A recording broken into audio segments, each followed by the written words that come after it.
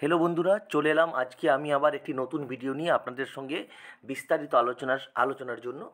আজকে আমি যে বিষয়টি নিয়ে আলোচনা করব সেটি খুবই প্রাসঙ্গিক এবং তাৎপর্যপূর্ণ, এবং এই বর্তমান সমসাময়িক যে প্রেক্ষাপট, সেই প্রেক্ষাপটের ক্ষেত্রে একটি গুরুত্বপূর্ণ ভিডিও। আপনারা অবশ্যই ভিডিওটি স্কিপ না করে পুরোটি দেখবেন, এবং যে বিষয় নিয়ে আমি কথা বলতে চলেছি সেই বিষয়টি 2016 সালের যে এসএলএসটি পরীক্ষা হয়েছিল, সেই এসএলএসটি পরীক্ষায় যে আপনার রেজাল্ট ছিল, এবং সেই রেজাল্টের পরে যে নিয়োগ প্রক্রিয়া হয়েছিল, সেই নিয়োগ প্রক্রিয়ার উপরে হাইকোর্ট, পশ্চিমবঙ্গের কলকাতা হাইকোর্ট সেই প্যানেল পুরো বাতিল করে দিয়েছিল, এবং সেই প্যানেলকে সেই রায়কে চ্যালেঞ্জ করে আপনার সুপ্রিম কোর্টে গিয়েছিলেন রাজ্য সরকার, স্কুল সার্ভিস কমিশন এবং মধ্যশিক্ষা পর্ষদ, আরও অনেকে গিয়েছিলেন। এবং সেই রায়, সেই যে শুনানি, সেই শুনানির পরিপ্রেক্ষিতে আজকে আমার এই ভিডিও।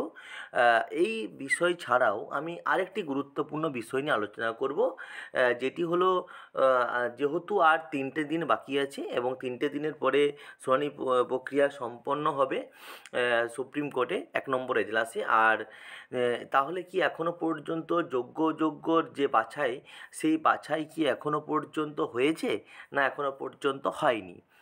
2 নম্বর প্রশ্ন হলো। আর 3 নম্বর প্রশ্ন হলো যে সমাধানের পরেই কি নতুন নোটিফিকেশন বের হবে? এটা হলো 3 নম্বর প্রশ্ন।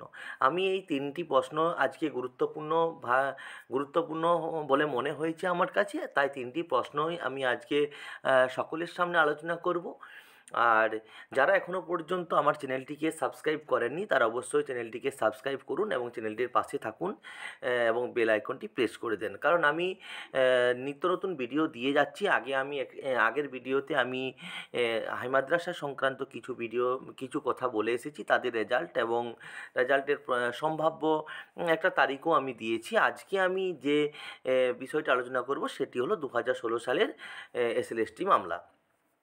দেখুন, আর তিনটি দিন পরে সুপ্রিম কোর্টের 1 নম্বর এজলাসে আপনার মাননীয় প্রধান বিচারপতির এজলাসে আমাদের 2016 সালের এসএলএসটি মামলার একটি গুরুত্বপূর্ণ শুনানি হতে চলেছে। এখন প্রশ্ন হলো যে 2016 সালে যে এসএলএসটি পরীক্ষা হয়েছিল, সেই এসএলএসটি পরীক্ষায় কলকাতা হাইকোর্ট থেকে পুরো প্যানেলকে অবৈধ ঘোষণা করে বাতিল করে দেওয়া হয়েছিল দেবাংশু মহাশয়ের ডিভিশন বেঞ্চে। সেই বেঞ্চটা আবার সুপ্রিম কোর্টের নির্দেশে স্পেশাল বেঞ্চ হিসাবে গঠিত হয়েছিল। এখন প্রশ্ন হচ্ছে, সেই রায়কে চ্যালেঞ্জ করে সুপ্রিম কোর্টে গিয়েছিল এসএসসি এবং স্কুল সার্ভিস কমিশন থেকে রাজ্য সরকার, মধ্যশিক্ষা পর্ষদ সকলেই। দীর্ঘদিন ধরেই সেটি সুপ্রিম কোর্টের যিনি এখন প্রাক্তন বিচারপতি অর্থাৎ DY চন্দ্রচূড় মহাশয়ের বেঞ্চে শুনানি প্রক্রিয়া চলছিল। উনি রিটায়ার্ড করার পর সঞ্জীব খান্না মহাশয়, যিনি নতুন বিচারপতি হয়েছেন, তার এজলাসে কেসটি উঠেছেন। এখন প্রশ্ন হলো, ইনি যে নতুন বিচারপতি হয়েছেন, এনার মানে এজলাসে বেশ কয়েকদিন ধরে এটি কিন্তু শুনানি হয়েছে, বেশ কয়েকটি পর্যায়ে শুনানি হয়েছে, কিন্তু উনি যে বিষয় নিয়ে আলোচনা করেছেন সেই বিষয়টি হলো যে সেগ্রিগেশন, অর্থাৎ যোগ্য অযোগ্যকে আলাদা করা যাবে কি না। এখন হাইকোর্ট থেকে যে ধরনের জাজমেন্ট দেওয়া হয়েছিল এই প্যানেলের ক্ষেত্রে, সেই জাজমেন্টটি বলতে গেলে খুবই গুরুত্বপূর্ণ ছিল। তার কারণ যেভাবে স্কুল সার্ভিস কমিশনের পক্ষ থেকে দুর্নীতি করা হয়েছিল, সেই সব দুর্নীতিগুলোকে তুলে ধরা হয়েছে সেখানে, এবং সেই দুর্নীতির প্রেক্ষাপট, সেই দুর্নীতির বিষয়বস্তু, র্যাঙ্ক জাম্প, হাবিজাবি করে অনেক কিছু সেই জায়গাতে দেখিয়ে প্যানেলটিকে পুরো নির্মূল করে দেওয়া হয়েছিল, মানে বাদ দিয়ে দেওয়া হয়েছিল। এখন সুপ্রিম কোর্টের প্রধান বিচারপতির এজলাসে যখন মামলা চলছিল, তখন কিন্তু সুপ্রিম কোর্টের যিনি প্রধান বিচারপতি আছেন বর্তমানে, তিনি কিন্তু প্রশ্ন করেছেন যে সেগ্রিগেশন করা যাবে কি যাবে না। এর আগের দিনের শুনানিতে কিন্তু উনি একটি বেশ দারুণ কথা বলেছেন যে সেগ্রিগেশন যদি করা না যায় তাহলে কিন্তু প্যানেল উড়িয়ে দেব, এই কথাটি কিন্তু আমরা শুনতে পেয়েছি। এখন প্রশ্ন হলো যে সেগ্রিগেশন বা যোগ্য অযোগ্যর যে বাছাই পর্ব, সেটি কতটা হয়েছে। এখনো পর্যন্ত আমার কাছে যা খবর বা আমি যতটুকুন খবর পেয়েছি, এখনো পর্যন্ত কোনো রকম সেগ্রিগেশন করা যায়নি বা সেগ্রিগেশনের কোনো খবর আমার কাছে আসেনি। আমি যতটুকুন তথ্য এবং তত্ত্ব নিয়ে খবর সংগ্রহ করেছি বা পেয়েছি, সেদিকে বুঝতে পারছি যে এখনো পর্যন্ত সেরকমভাবে কোনো অযোগ্যর যে লিস্ট, সেটা কিন্তু আলাদা করা যায়নি বা আলাদা করেনি স্কুল সার্ভিস কমিশন। এটা একটা খবর পেয়েছি। তাহলে পরবর্তীকালে যে 27 তারিখে যে 2টোর সময় শুনানি আছে, সেই 27 তারিখ শুনানিতে কি হতে পারে? দেখুন, এটা সম্পূর্ণভাবে আমাদের প্রধান বিচারপতির যে এজলাস, যেখানে বিচার প্রক্রিয়া চলছে, সেখানে ওনারা পরের দিনে যে 27 তারিখে যে শুনানি প্রক্রিয়া হবে, সেখানে কিন্তু সিবিআইয়ের আইনজীবী, অর্থাৎ আমাদের যারা তদন্ত করেছে এই 2016 এসএলএসটির পুরো প্যানেলটিকে, তাদের আইনজীবী কথা বলবেন 1 নম্বর।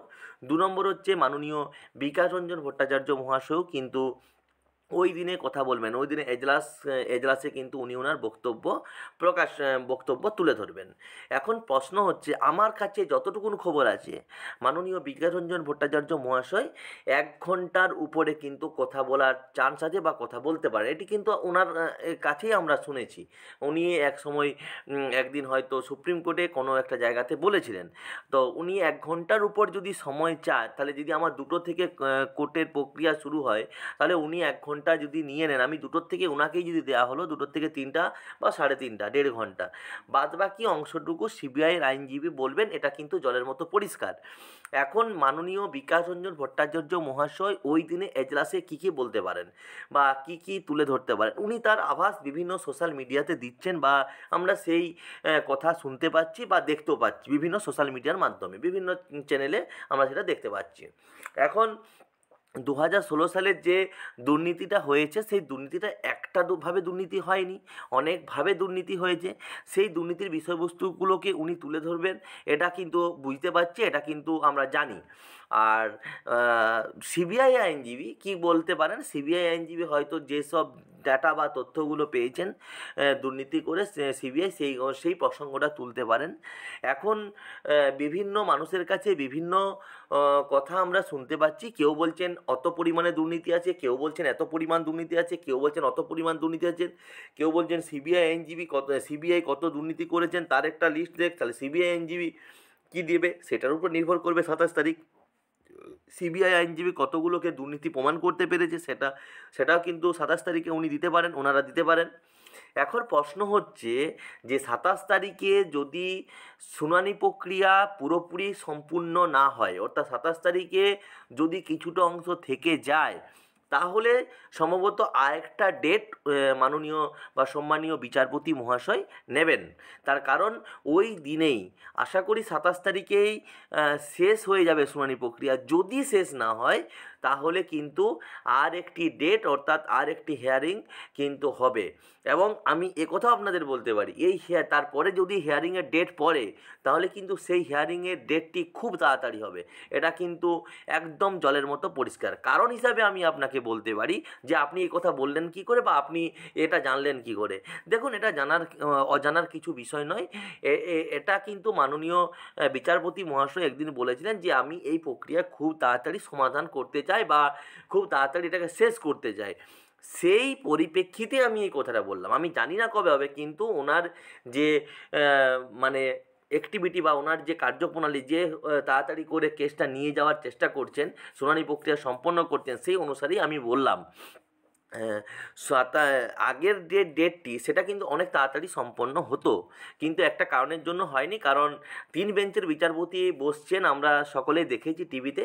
2 বেঞ্চের বিচারপতিতে কিন্তু বিচারপতিদ্বয় দ্বারা কিন্তু এই আমাদের এসএলএসটি 2016 মামলা কিন্তু শুনানি প্রক্রিয়া চলছে। তাই 3 বিচারপতি যতদিন পর্যন্ত থাকবেন, আশা করি 26 তারিখে ওনাদের শেষ হয়ে যাবে। তার জন্য 27 তারিখে 2 বেঞ্চের বিচারপতি বসে সেই মামলাটি শুনবেন বলে হয়তো ডেটটা একটু পিছিয়ে গেলেন। অনেকেই বলেন যে তারিখ পে তারিখ পড়ে যাচ্ছে।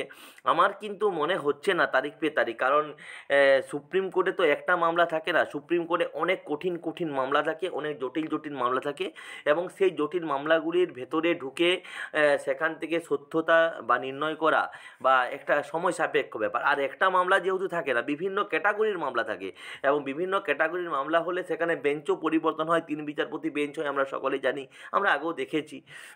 তাহলে সেখানে সময় তো লাগারই কথা। আমরা অনেকেই বলছি যে তারিখ পে তারিখ হয়ে যাচ্ছে, তাহলে কি হবে, সমাধান কী হবে? আমার মনে হয় না যে তারিখ পে তারিখ হবে। যদি 27 তারিখে শুনানি প্রক্রিয়া সম্পন্ন না হয় বা সম্পন্ন যদি না হয়, তাহলে কিন্তু আর একটি ডেট পড়বে। হয়তো সেই দিনের ডেটে সকলকে সুযোগ দিতে পারে এবং সকলের কথা কিন্তু শুনতে পারেন।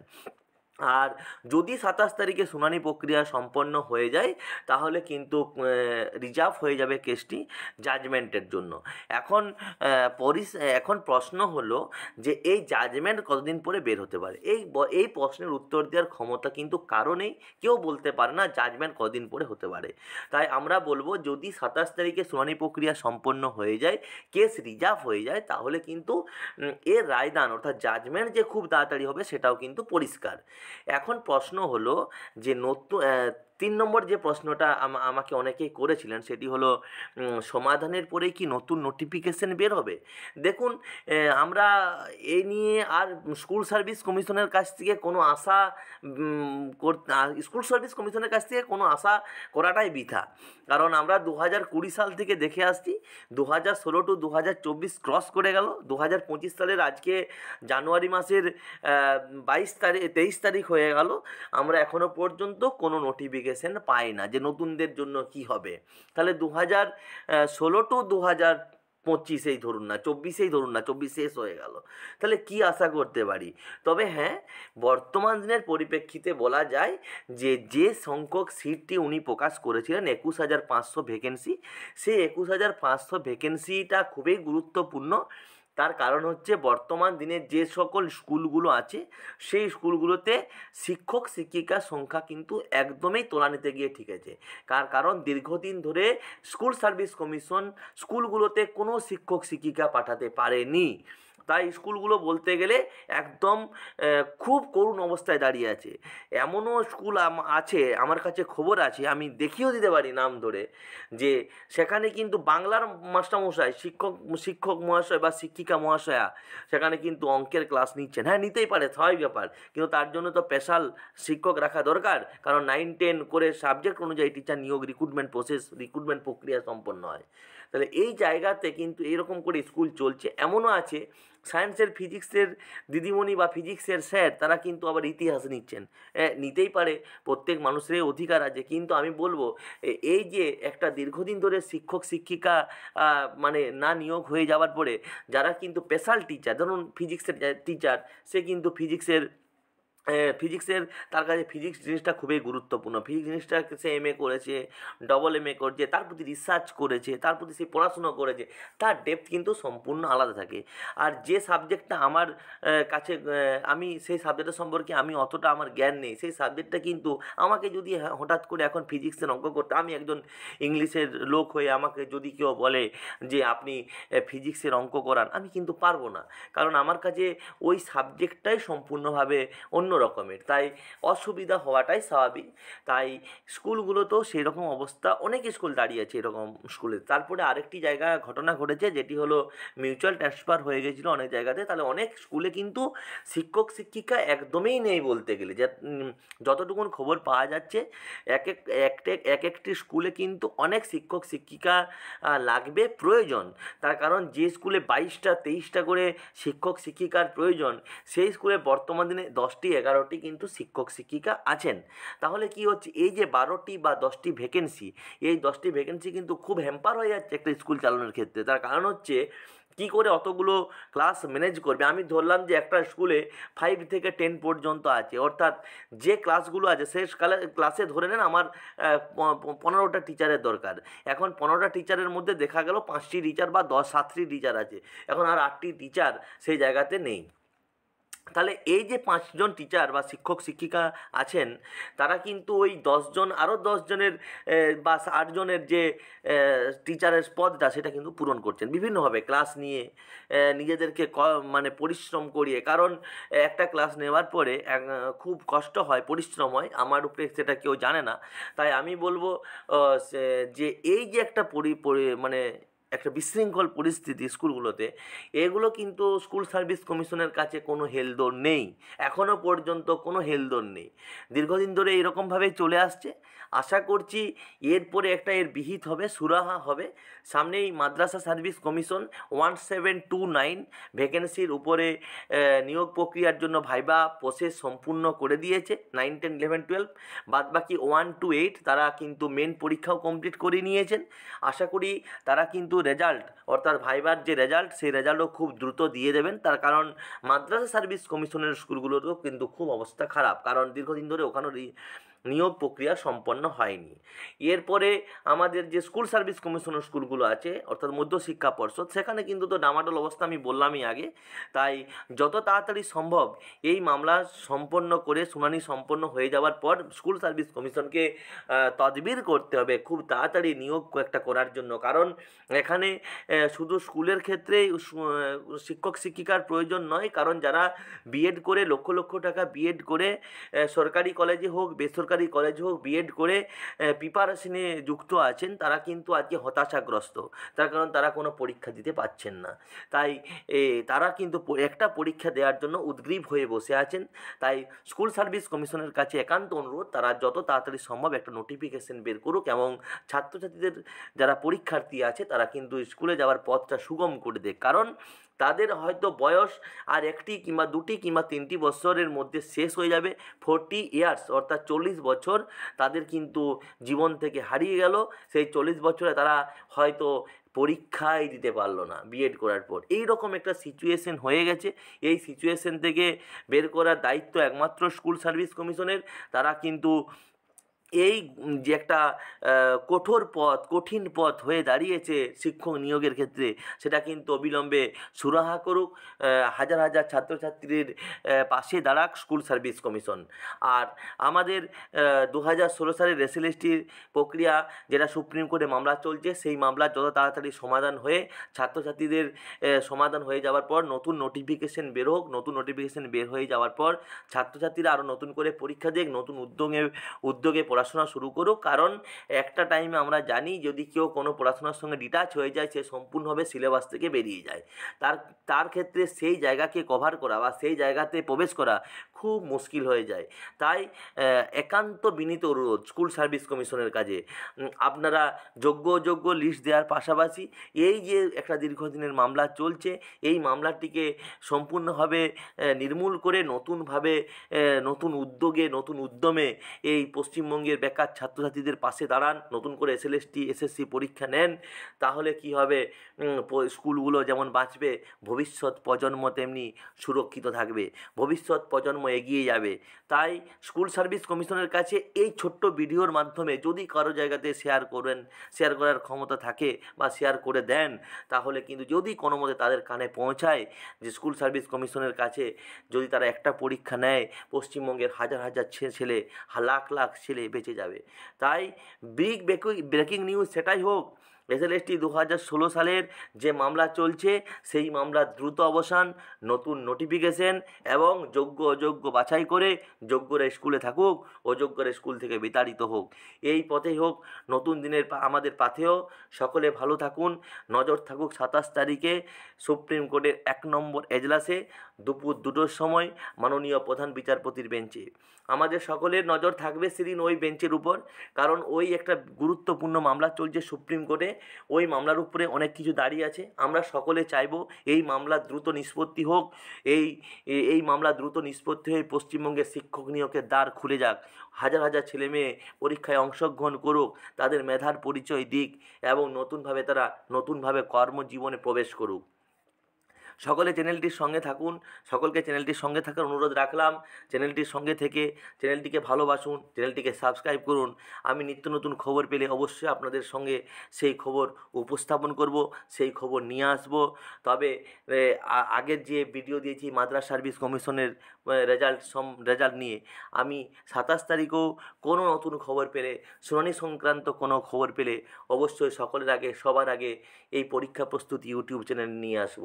আপনারা সকলে ভালো থাকুন, চ্যানেলটির পাশে থাকুন, চ্যানেলটির সঙ্গে থাকুন।